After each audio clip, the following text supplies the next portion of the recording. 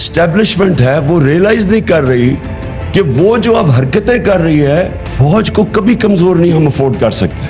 हमारे इर्द गिर्द सारे मुसलमान दुनिया की आपके सामने एग्जाम्पल्स हैं। पाकिस्तान के पास बहुत बड़ा एसेट है, ताकतवर फौज। इसको हमें बचाना है, क्योंकि अगर पब्लिक के अंदर और फौज के अंदर फासले बढ़ते रहे जो बढ़ रहे हैं, तो इससे इवेंचुअली फौज को नुकसान है और पाकिस्तान को नुकसान है। दुनिया की तारीख की अपने वक्त की दो सबसे बड़ी, सबसे ताकतवर फौजें, एक हिटलर की उस वक्त 1941 में सबसे ताकतवर दुनिया की फौज थी और दूसरी नेपोलियन की।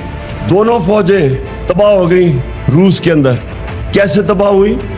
रूस की उन्होंने जब अटैक किया तो सर्दी आनी शुरू हो गई। बड़े लोगों ने समझाया, अपने जनरल्स ने, अपने टॉप को जो 2-3 थे, लेकिन डरते थे।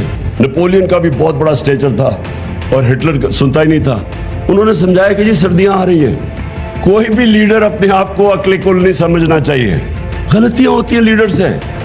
बेहतर ये होता है कि गलती पहचान के, तो वो कहते हैं ना, when you are in a hole stop digging. आपको पता होना चाहिए कि ये अब मेरे से गलती हो गई है तो अब वापस आ जाएं।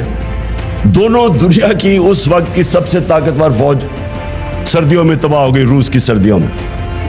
आज भी एक ही रास्ता है। जितना इस आर्टिफिशियल करप्ट सेटअप जिनको इकट्ठा किया गया, 70 साल की उम्र का हो गया हूं, सारी दुनिया में जो मैंने देखा है, एक डिफरेंस है खुशहाल माशरों में और वो जिधर गुर्बत है। एक ही डिफरेंस, रूल ऑफ लॉ।